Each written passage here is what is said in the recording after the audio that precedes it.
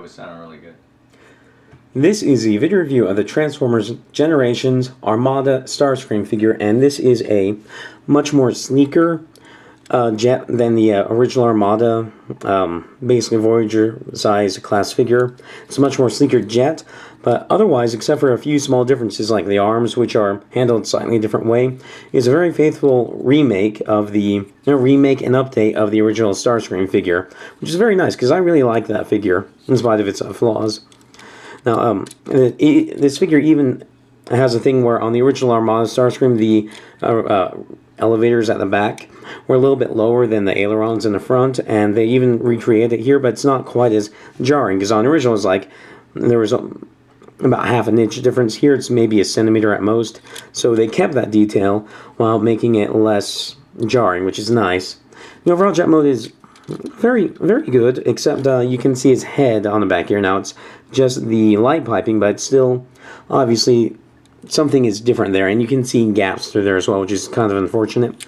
However, you cannot actually see his face because they have this little flap down here that covers his face, and it's nice that they include that, because they certainly didn't have to. Like on Fall of Cybertron Starscream, you can just see his face from the bottom.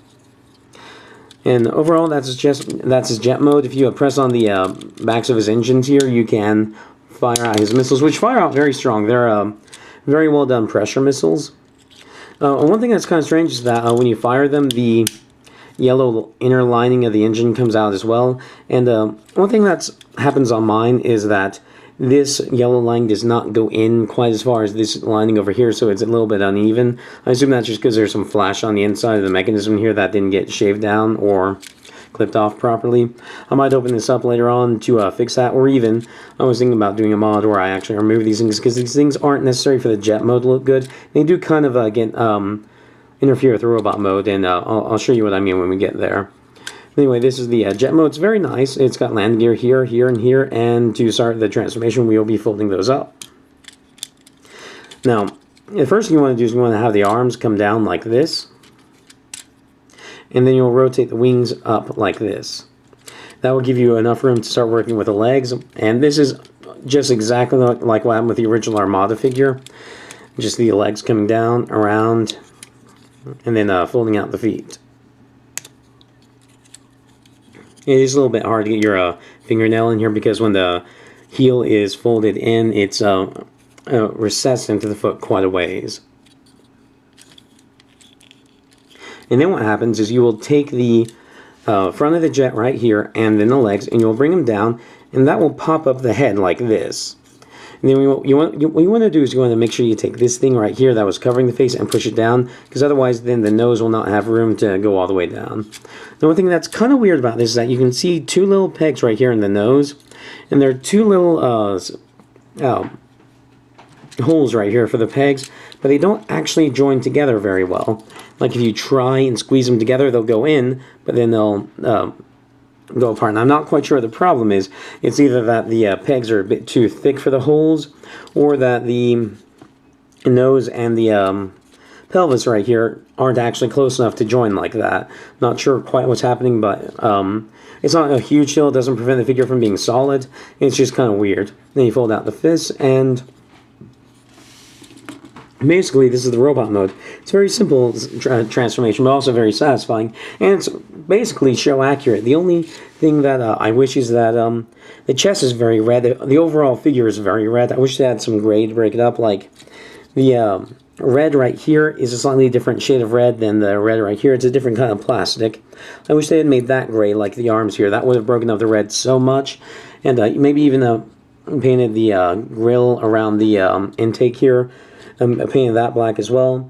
Just something to break up the red, because it is a little bit monotonous on the eye. That's my biggest problem with the figure, actually. Anyway, this is the robot mode. It looks very nice. Now, you do get these things that hang off the back, and if these orange bits weren't here, then they would not be, this would not be intrusive at all to the actual profile of the figure. Just having a little bit hanging off would not be bad at all, and it would be basically show accurate. But what you can do to alleviate that is to fold the missiles back, which is very nice, but again, these orange bits then start interfering with the legs, which is kind of unfortunate. So if you were to take these out, I think that would improve the figure quite a bit. Now for his posability, his arms are A little bit unfortunate because they're jointed in a different way than usual. They're not the typical universal joint where the arm goes forward and back, and then on that joint where they go forward and back, then the arms go in and out. Instead, they go in and out, and then they go forward and back, which does give you some nice options for crossing his arms over his chest, which does give you some nice options with his swords, which I'll show in a minute, but it's not what I would typically prefer for my arms. Now, one interesting thing about it is that when the arms go in and out, you see that there's this little thing that comes out, and right here it kind of breaks, but when it's when the arm's not all the way up, it gives it a sense of continuity between the chest and the arm, so it's not just a gap there. And I think that's a really clever idea that they did. And then the arms rotate above the elbow, then they rotate 90 degrees at the elbow, and if you want, you can get some wrist articulation like this. The head is on a ball joint, and then the ball joint itself is also on a bit of a moving thing like this. Technically, it should not be able to move up like this, but there's nothing to stop it. It does make it so that, well, his neck's broken when he does it, but he can look really far up when he's flying.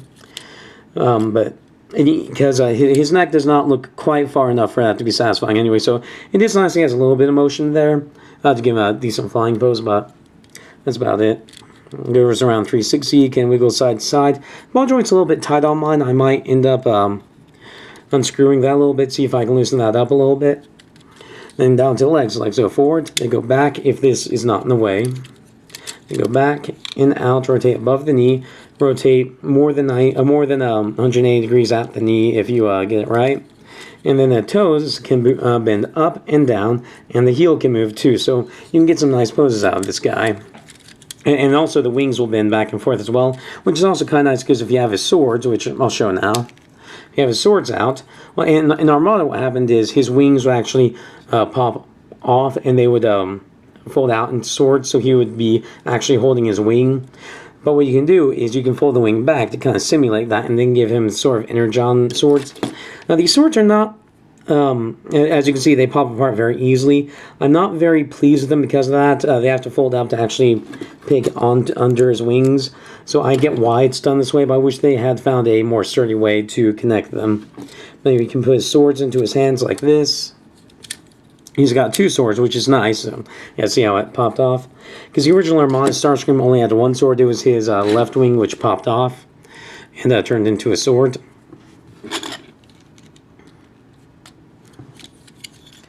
And so, like getting his arms crossing his chest like that, you can get some really neat sword-wielding poses. And his legs can support a variety of poses. So he's a very neat figure. I like him quite a bit. I just wish that he didn't have quite this much kibble on his back. Although it's much, much better than what the original Armada figure did. So no matter what, it's an improvement. So if you are a fan of this design, this is definitely a recommended purchase from me. Although you might want to tighten a couple joints. And yeah, overall, it's a great figure. Definite buy.